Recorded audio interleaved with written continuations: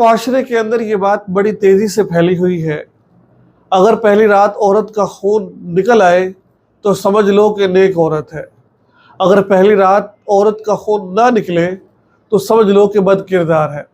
حتیٰ کہ یہ بات بھی ثابت ہے کچھ خواتین اپنی شرمگاہ میں خون کی تھیلیاں رکھ لیتی ہیں، جیسے ان کے شوہر مصری کرتے ہیں تو وہ خون کی تھیلی پھٹتی ہے اور یوں محسوس ہوتا ہے جیسے خون نکل آیا ہے۔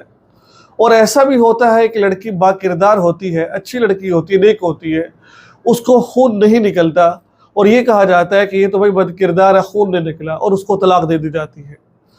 چند دن پہلے کی بات ہے، مجھے ایک خاتون نے میسج کیا، کہا کہ مولانا صاحب ابھی 4 دن پہلے میرا حیض بند ہوا ہے، میں کام کر رہی تھی اور کام کرتے کرتے ایسا ہوا کہ میری شرمگاہ سے خون نکلنا شروع ہو گیا۔ اب کیا یہ پردہ بقارت پھٹا ہے یا پھر اس کو کیا کہا جائے؟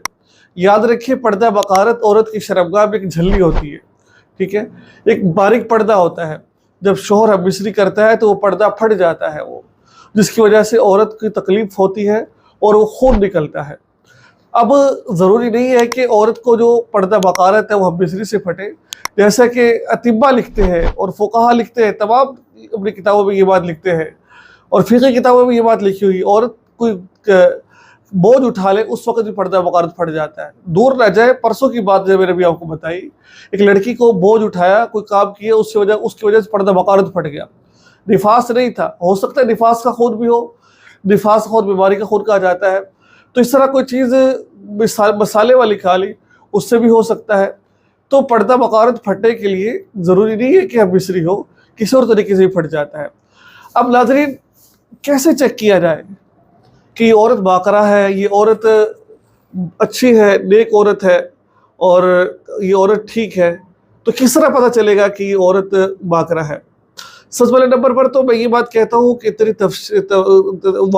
اتنا کلوز نہ جائے آپ، اتنی نزدیک نہ جائے آپ، لیکن فقہاء نے اس کو چیک کرنے کے کچھ طریقے بتائے ہوئے ہیں، ٹھیک ہے۔ عورت سے کہا جائے کہ وہ دیوار کے پاس کھڑی ہو کر پیشاب کرے، ٹھیک ہے، اگر وہ پیشاب اس کا بالکل دیوار پر جاتا ہے، ٹھیک ہے، تو سمجھ لے کہ یہ باقرہ ہے۔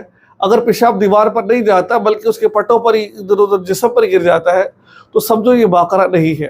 ایک اور طریقہ جو اطباء نے اپنی کتابوں میں لکھا ہے، فقہاء نے اپنی کتابوں میں لکھا ہوا ہے کہ انڈے کو توڑ کر اس کی زردی نکال لی جائے، اس کی زردی نکال کر عورت کی شرمگاہ میں ڈالی جائے، اگر زردی اندر چلی جاتی ہے تو سمجھ لے کہ وہ باقرہ نہیں ہے، نہیں جاتی واپس آ جاتی ہے، سمجھ لے کہ وہ باقرہ ہے۔ تو چند طریقے اس کے چیک کرنے کے بتائے گئے ہیں۔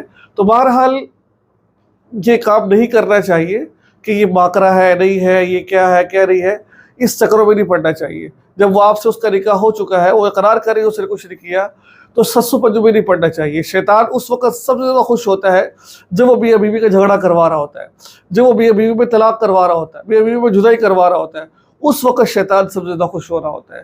تو شیطان کو خوش نہ کیجیے، اللہ کو خوش کیجیے۔ اللہ خوش ہوگے تو اللہ ہمارے کام سارے کے سارے بنا دیں گے۔